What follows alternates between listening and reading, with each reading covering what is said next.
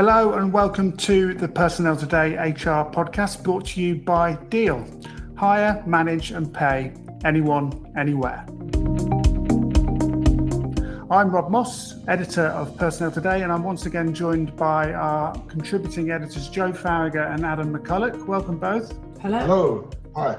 And our resident employment law expert Darren Newman is back too. Hi Darren. Hi Rob, thanks for having me back. We're here to look at some of the most significant HR stories of the past few weeks and examine the implications for HR practitioners and employers. Coming up in this month's episode, we're going to talk to Darren about one of the most contentious and complex aspects of the Employment Rights Act, guaranteed hours. Will they fix one-side flexibility around zero-hours contracts as the government intends? What do the measures mean for employees on casual contracts, and how will employers respond? We're going to examine the role not of AI, but of remote working in the decline of entry-level job vacancies. And with the Men's Football World Cup now fully underway, we'll discuss the impact the competition has on workplaces and the risks it presents to employers. But before any of that, a message from our friends at Deel, sponsors of the Personnel Today HR podcast. Deel's the all-in-one people platform for modern HR teams.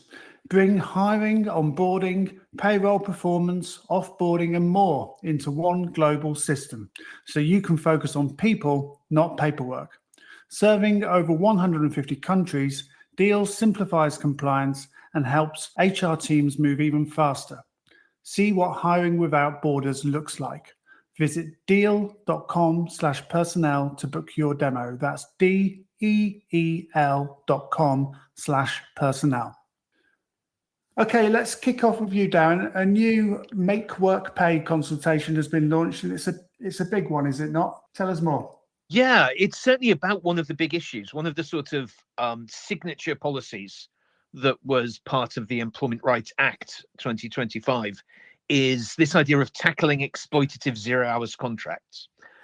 So what the government wants to do is to provide security to people who are currently on contracts where there is no certainty about when they're going to get to work and how much work can be offered, sometimes subject to very short-term changes in the shifts that they're offered, sometimes called in to a shift at very short notice.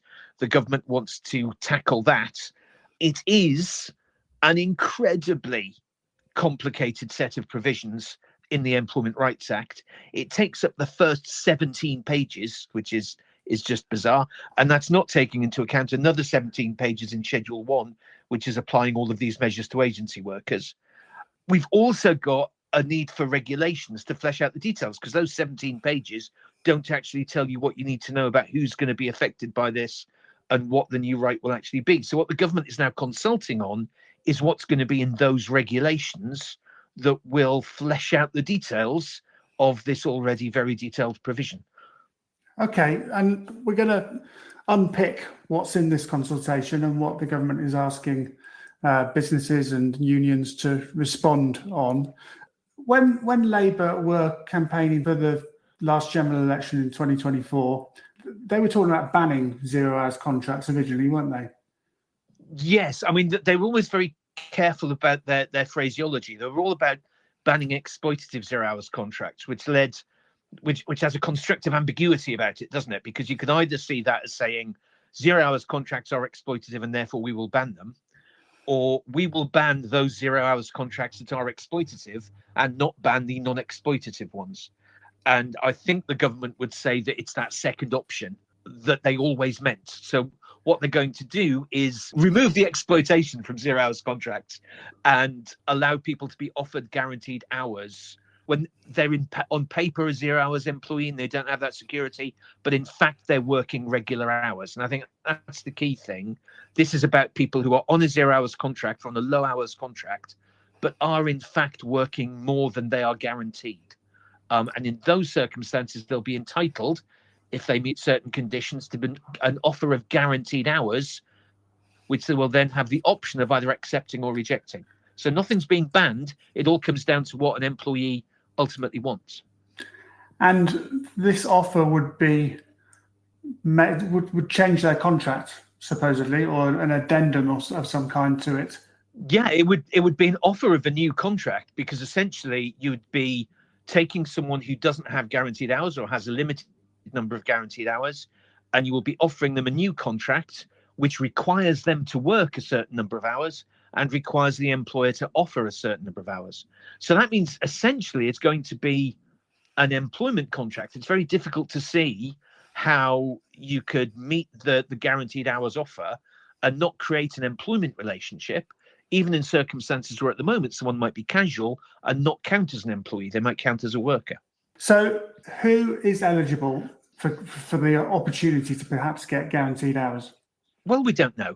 And that's one of the small details that the government didn't deal with when it was passing the act. So it will apply to people who are either on a 0 hours arrangement or have a number of guaranteed hours that falls below a threshold. One of the things that the government is consulting on is what that threshold should be. And they've expressed a preference in this consultation for a threshold between 8 hours and 20 hours. But they've asked an open-ended question. If anyone's got any suggestions about what the threshold should be, then they can basically tick the appropriate box. So how will the employer measure the amount of hours they're doing? And is there a time frame over that? I think do they call them reference periods? Oh, yes. Oh, and this is going to be priceless. So there is what's called an initial reference period.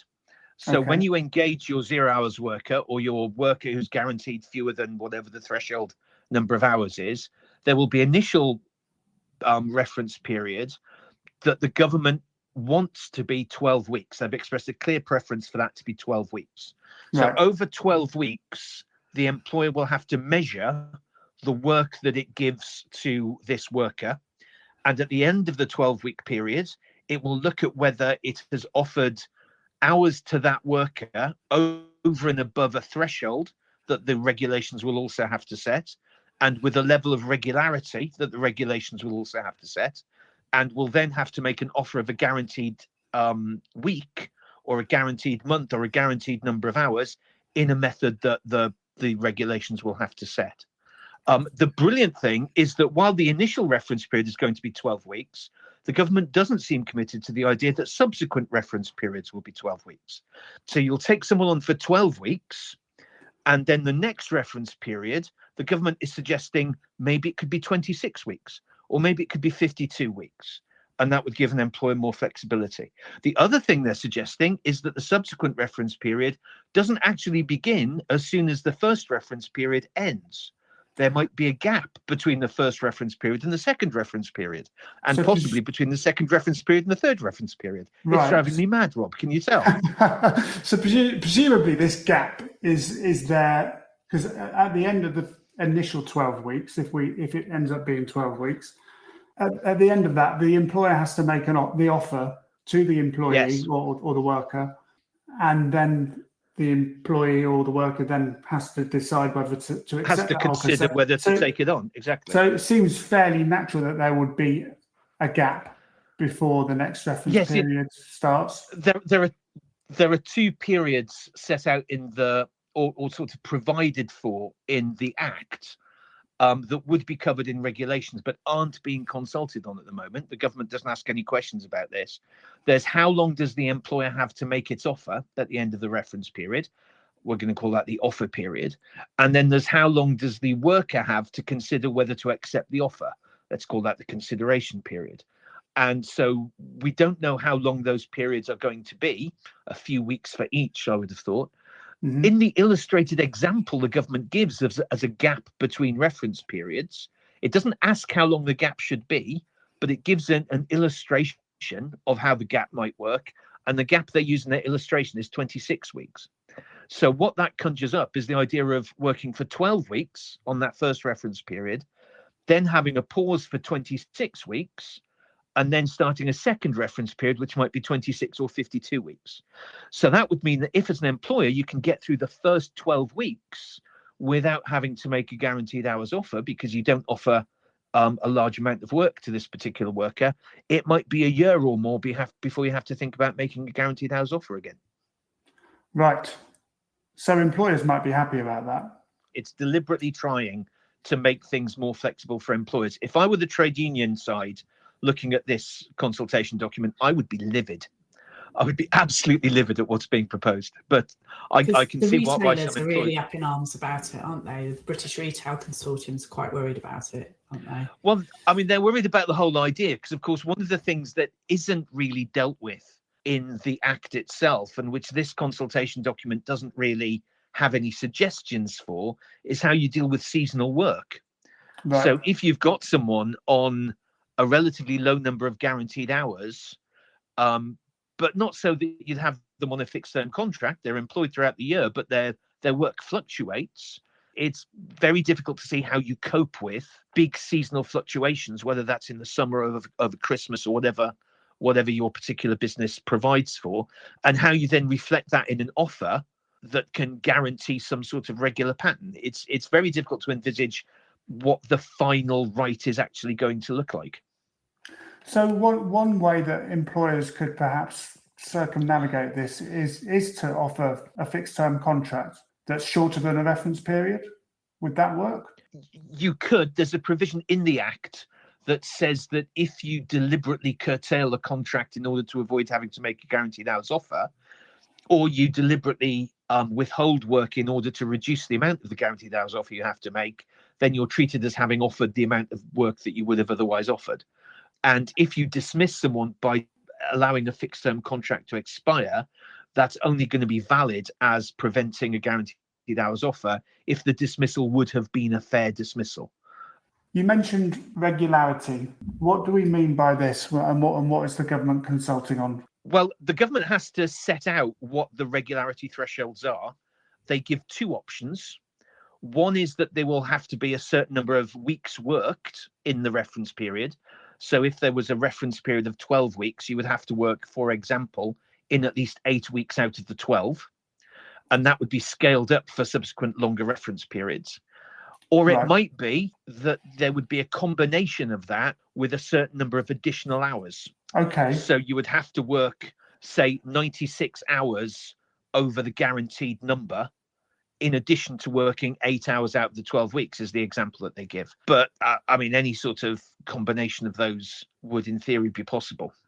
And in terms of how an employer would calculate the amount of hours that have been done in the reference period, would that be just a straightforward average? Well, there's a big question mark over this, actually. If the government is consulting on whether the number of hours that are offered should be either the median of the hours that were worked over the reference period or the mean of the hours over the reference period. So do we take just a straightforward average, or do we take the middle value of all the different hours that are worked? And, you know, that has different consequences. What's not clear is how that's going to be distributed over, say, a week or a month, because the offer's going to have to say when I can offer you these hours. And the government isn't consulting on how it makes sure that the offer that is made reflects the working pattern of the worker. So if the workers worked nearly all of their hours on a Thursday, what's to stop the employer making guaranteed hours offer with all the work being available on Saturday and the Sunday? So that needs to be dealt with in the regulations, but isn't the subject of the consultation. Yeah, so presumably an employer could even offer a night shift. Would that Unless there's something in the regulations to stop that, yes, that's what an employer could do.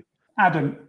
Yeah, I was just wondering if Darren had any sense of what businesses were doing to prepare for this, or whether they think that the level of detail is such and the proposal so convoluted that they may as well wait and see what the final outcome is.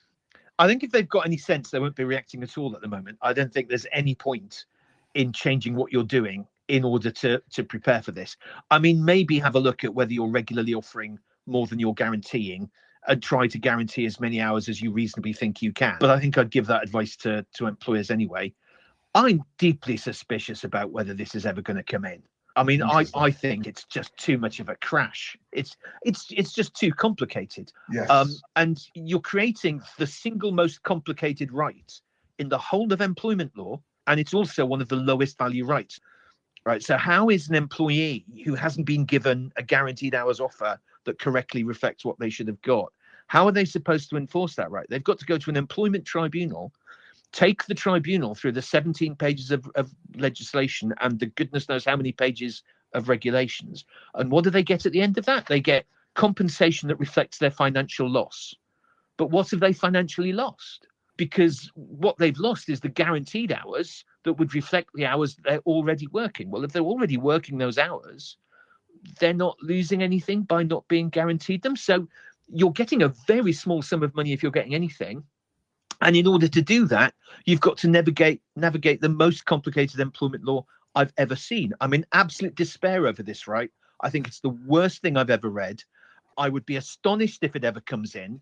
I just think the government is going to have to keep kicking this can down the road until someone thinks of something sensible to do. Yeah, and it doesn't exactly encourage employment, does it? I mean, I think one of the difficulties with the Employment Rights Act is the government has made all the noises that will annoy business and make business think that tremendous burdens are being placed on them, but without actually getting round to giving people the rights that would offset that.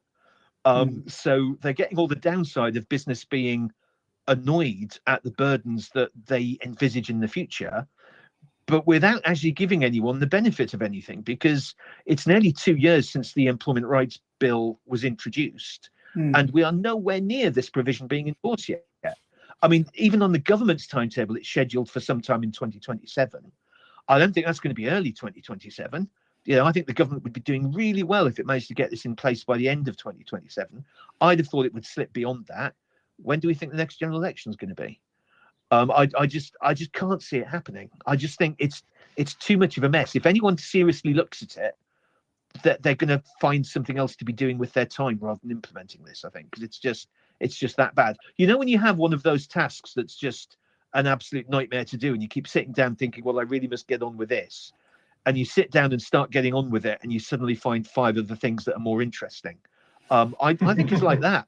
I just think any minister is going to look at this and go, do we have to sort this out this week? And I just don't believe in it. I've lost all faith in this. I just don't think it's going to happen. What about the unions? You mentioned that the unions weren't happy about some of the provisions, but if they were to drop the whole thing completely, do you think the unions would really kick off? Oh, it would be a massive deal for them to actually drop it, because it's an absolute centerpiece that they were proposing this. So I don't think they'll drop it. I think they'll always be just about to implement it. I just don't think they're ever going to get around to implementing it. Yeah. You mentioned seasonal work, Darren. What's the detail of the consultation around that? Oh, they're looking for suggestions. If anyone's got any suggestions for how to deal with seasonal work, the government would like to hear from you. Right, literally. So seriously, it's half a page. It's half a page of the consultation. One of the biggest, most complex issues, and the government does not really have any suggestions. But they're keen to hear from us. And what about agency? Sorry, workers? I'm starting to sound bitter about it all now. No, but I've been following fine. this for nearly 2 years. I mean, well, you've previously described this consultation as a work in progress, haven't you? I do wonder whether this is one of those situations where it just had to be published at a particular time, and the poor civil servant drafting it wasn't ready yet. And I think sometimes I've had experience of thinking my deadline is further ahead than it was, and I've got to rush off a piece of work and get it through early, and some of the details are not quite there. And I think that's very much the case with this consultation. I think some of the details that you would expect to see in the consultation are not in the consultation. And I don't understand why that would be. One more question, I think we can move on to another topic. Agency workers. So I know that some of the associations that represent staffing agencies, they're up in arms about this and whether or not it should apply to agency workers. Is there anything you can comment around what's in the consultation regarding agency workers?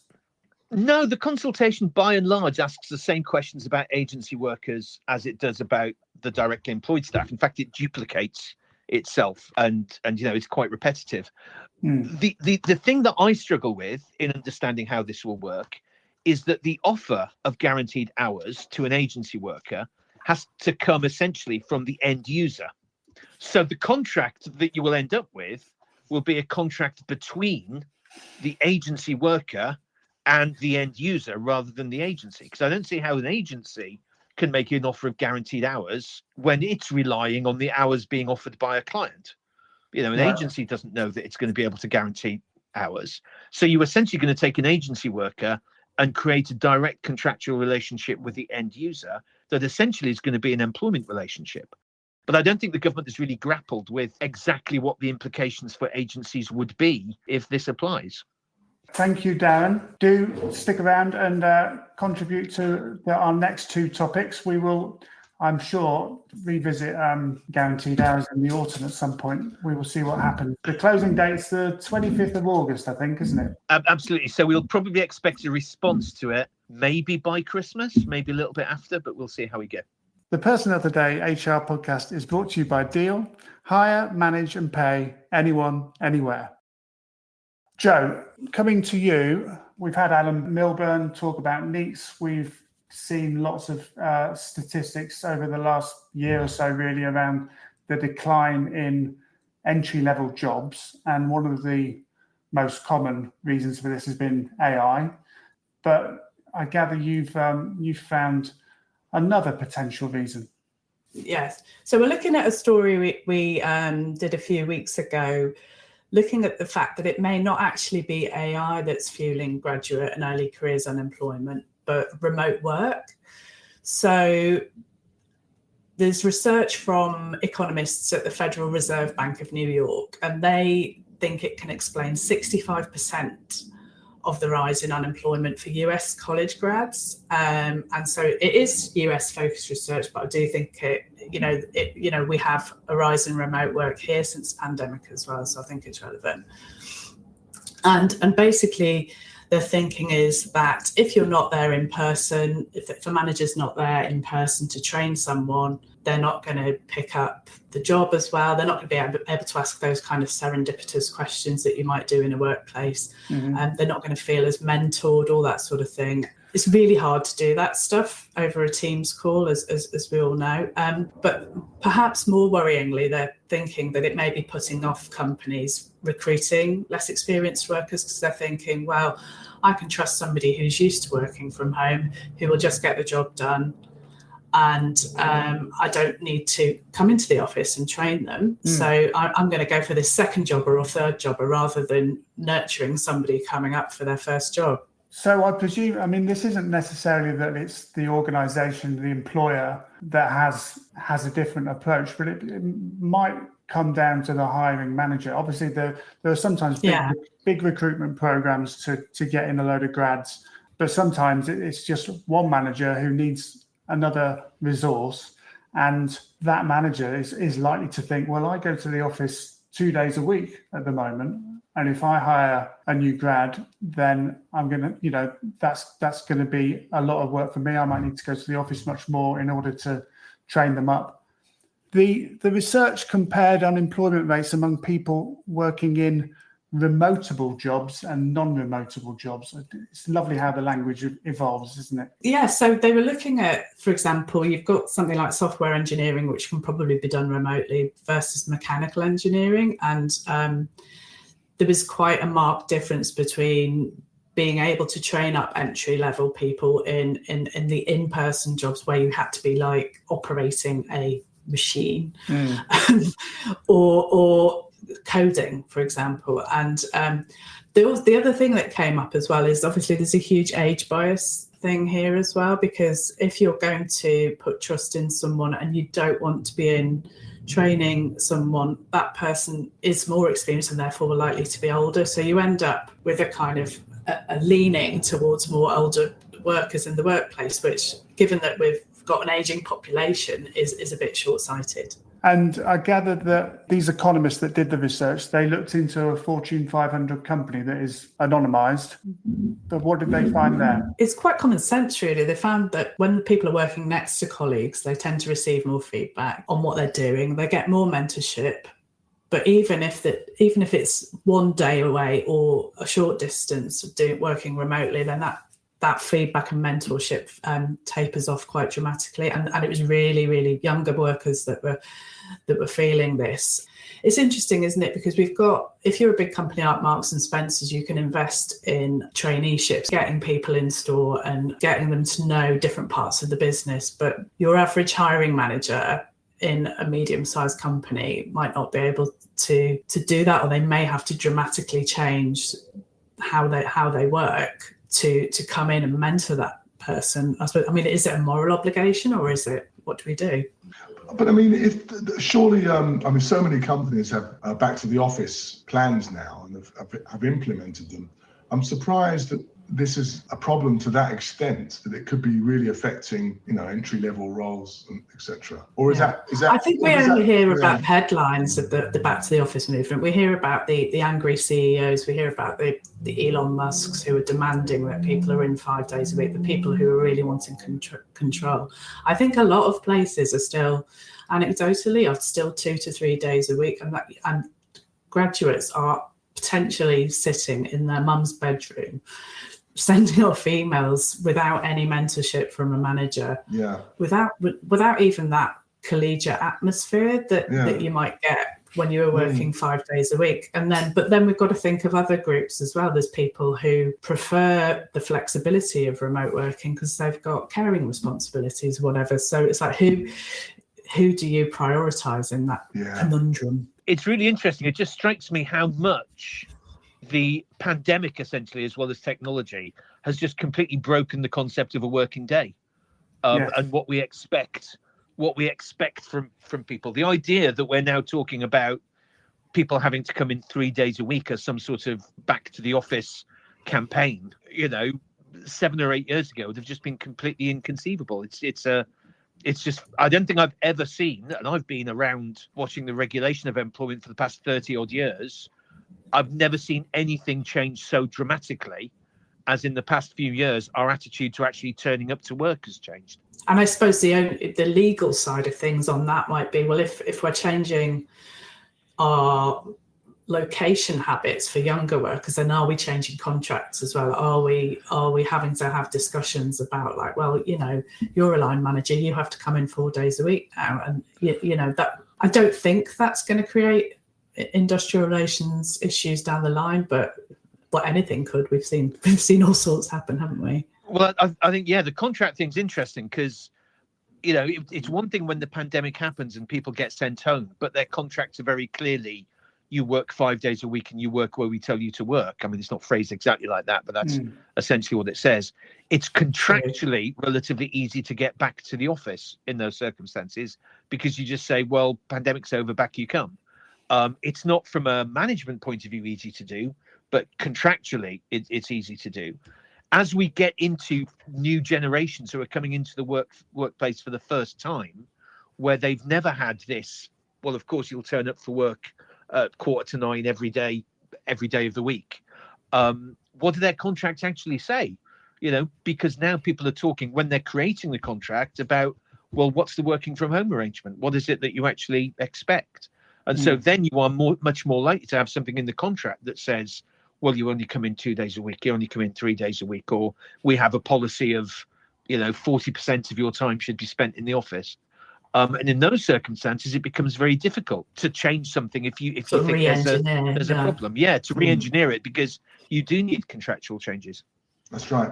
But I was also reminded, listening to Joe, of I think it was a survey during COVID that actually found that managers were the most reluctant group to return to the office. And I think when we talk about this, we talk about it as if it's the workforce who don't want to return and it's the managers who do, but it's not. And maybe that's why the back to office movement hasn't really taken off, is because everybody that middle management layer is like you say, that's definitely the most reluctant. It's the people from the top who and they're not there want that visibility that that's are really right, but they're not there that much anyway.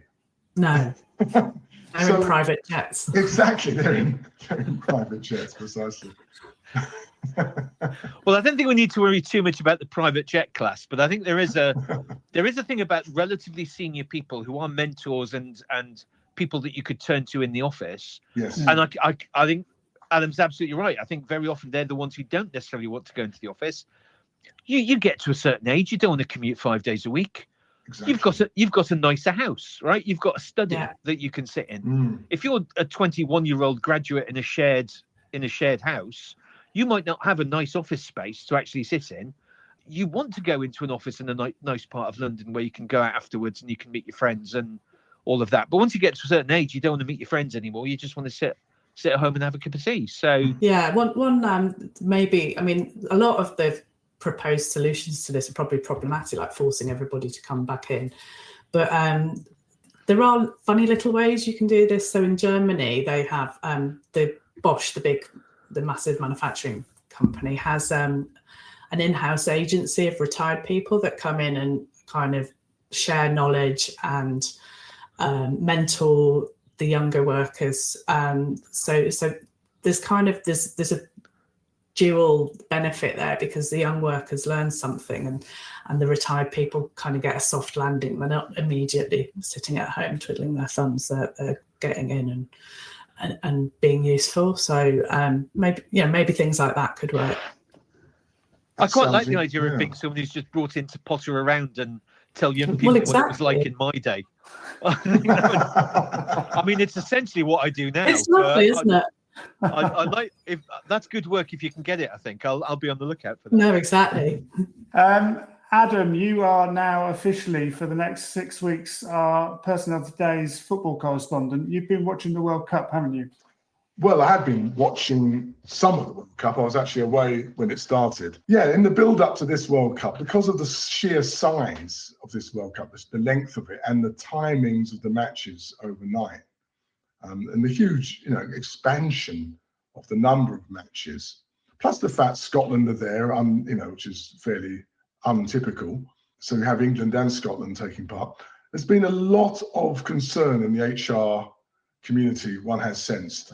A little bit of anxiety, perhaps over-exaggerated, I'm not sure. But there's been, at Personnel Today, we've received lots of warnings, guides about handling absences, suggestions about laying down rules over the need to book holiday in advance. And I wrote quite a sort of mocking piece about all this, entitled "Has HR Gone In Studs Up?" But in many workplaces, there is a serious point. It's difficult to quantify the effects of the World Cup on the workplace. But I mean, some of the figures that have been thrown around are quite startling. $17 billion in lost productivity, that's worldwide, with 37% of workers planning to adjust their schedule because of the tournament. I think a lot of this stuff is exaggerated in order to grab attention.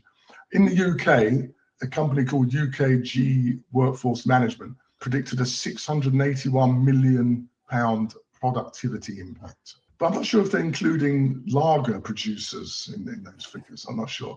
And only 22% of workers will treat the day after an England win as a normal working day. And in terms of absenteeism, up to 1.5 million workers predicted to call in sick to recover from late night matches. 1 in 5 employers admit they're going to work while tired or exhausted. And a large number of the workforce is streaming matches while actually working. So that's actually, sort of affecting their ability to work. So I'm not sure, now it's underway, I'm not sure whether any of this stuff has actually come to fruition, whether some of these warnings, these apocalyptic warnings are, HR's response has been to suggest that HR should adopt more flexibility. Yes, at the CIPD, for example, David D'Souza, who's the director of profession there, he said that the uniquely high level of interest means employers need to think about workforce flexibility and how accommodating they might choose to be for employees who want to watch matches. And they suggest flexibility around working hours, earlier finishes, later starts to accommodate evening or early morning games can often be appreciated, but there's always a but, isn't there? Flexibility should be proportionate and aligned with business needs. Employers should be clear about their expectations and encourage employees to book time off where games could affect work performance. But there's also another aspect to this, which was we were contacted with yesterday, which came from a workplace psychologist called Stephanie Davis. and she warned of the dangers of workplace banter. And she said that the difficulty with workplace banter today is that we have 5 generations working together, all with different views on what is and isn't acceptable humour. Now, she's actually worked on cases, admittedly involving Celtic and Rangers supporters, where there has been complaints to HR over workplace bullying and name calling in the office over football matches. I'm not sure if that you can get that in the World Cup to the same extent, because I think club affiliations are probably more passionate than internationals. Or maybe that will happen if England end up playing Scotland. Yeah, that's right. It could do, couldn't it? But she points out that humour is the social glue that brings people together. So the World Cup can be a great source of humour and joking, but if someone asks you to stop, you need to stop immediately and understand why your joking around caused offence. If you carry on, it's no longer banter; it's bullying. There's a lot of different strands to this, and I think it's interesting. I think the World Cup, in a funny sort of way, can reveal quite a lot about how we work and how we relate to each other. I think it probably has a lot of benefits around sort of awareness of each other's sensitivities.